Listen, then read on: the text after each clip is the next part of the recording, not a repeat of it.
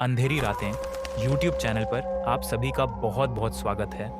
भूत प्रेत, चुड़ैल पिशाच आदि की डरावनी कहानियाँ सुनने के लिए चैनल को सब्सक्राइब करें और जुड़ जाएं हमसे। तो चलिए अब कहानी को शुरू करते हैं। रात के करीब 12:30 बज रहे थे। सुमित, जो एक यात्री था, अपनी ट्रेन का इंतजार कर रहा था। यह एक छोटा लेकिन पुराना रेलवे स्टेशन था, जो शहर से दूर जंगलों के किनारे बसा था। स्टेशन का नाम था कालाघाट रेलवे स्टेशन। एक ऐसा स्टेशन जिसके बारे में लोग कहते थे कि यह रात के समय कुछ अजीब घटता है। प्लेटफॉर्म पर सिर्फ गिनती के 4-5 लोग थे और स्टेशन पर एक अजीब सा सन्नाटा पसरा हुआ था। ठंडी हवा चल रही थी और रेलवे ट्रैक के पास जलती बुझती लालटेनें माहौल को और डरावना बना रही थी।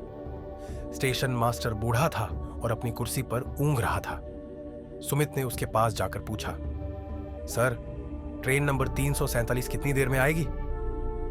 बूढ़े स्टेशन मास्टर ने एक क्षण के लिए उसकी ओर देखा, फिर धीरे से कहा, वह ट्रेन आएगी, लेकिन तुम उसमें मत चढ़ना।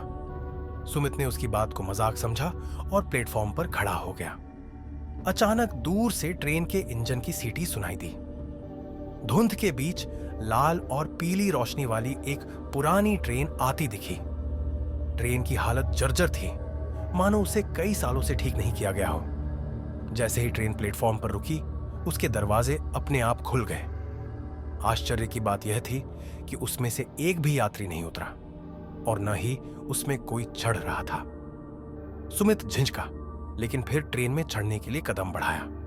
तभी स्टेशन मास्टर ने उसका हाथ पकड़ लिया और फुसफुसाया, अगर तुमने इसमें कदम रखा तो फिर कभी लौट नहीं पाओगे।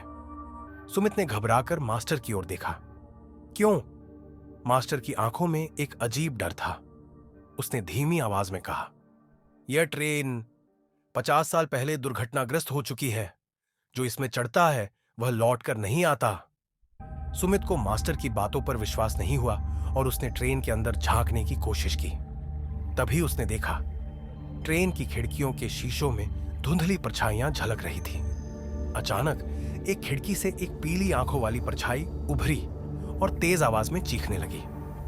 सुमित घबरा कर पीछे हट गया, लेकिन तभी ट्रेन से एक धीमी कराहती हुई आवाज आई, सवारी करो, हमारे साथ हमेशा के लिए। स्टेशन मास्टर ने उसे झकझोरा, भागो, यह ट्रेन अभी थोड़ी देर में चल देगी। अगर यह चली और तुम यहां रुके तो यह तुम्हें खींच लेगी। सुमित अब पूरी तरह डर चुका था। वह जल्दी से पीछे हट गया। ट्रेन की सीटी बजी और वह धीरे धीरे आगे बढ़ने लगी। लेकिन जैसे ही ट्रेन ने रफ्तार पकड़ी, उसके अंदर से कई भूतिया आकृतियां खिड़कियों से झांकने लगी। उनकी आंखें जलती हुई लाल थीं, उनके चेहरे विकृत थे और उनके मुंह से डरावनी फुसफुसाहटें निकल रही थी। ट्रेन के जाते ही स्टेशन फिर से सन्नाटे में डूब गया। सुमित ने कांपती आवाज में पूछा, यह सब क्या था? स्टेशन मास्टर ने गहरी सांस ली और कहा, 50 साल पहले ट्रेन नंबर 347 इसी स्टेशन से निकली थी, लेकिन वह कभी अपनी मंजिल तक नहीं पहुंची। वह अगले स्टेशन से पहले ही एक खाई में गिर गई। उसमें सवार सभी 217 लोग मारे गए। लेकिन तब से हर महीने की अमावस्या की रात यह ट्रेन यहां आती है और अगर कोई इसमें चढ़ता है तो वह भी उसी हादसे का हिस्सा बन जाता है। सुमित का दिल तेजी से धड़क रहा था। उसने स्टेशन मास्टर की ओर देखा और पूछा, तो क्या कोई इसमें चढ़ चुका है?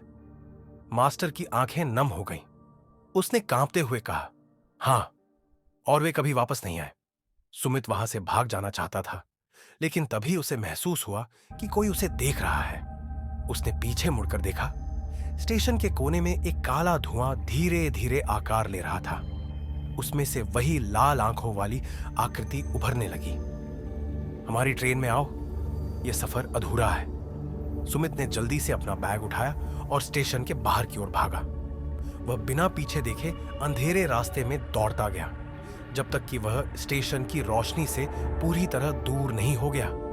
अगले दिन जब वह वापस स्टेशन पर गया तो वहां कोई ट्रेन का निशान नहीं था। स्टेशन मास्टर भी नदारद था। उसने एक चाय वाले से पूछा, कल रात यहां ट्रेन नंबर 347 आई थी ना? चाय वाला उसे घूरने लगा और बोला, साहब, ट्रेन नंबर 347 वो तो 50 साल पहले हादसे में खत्म हो गई थी, और इस स्टेशन पर तो कोई स्टेशन मास्टर भी नहीं है।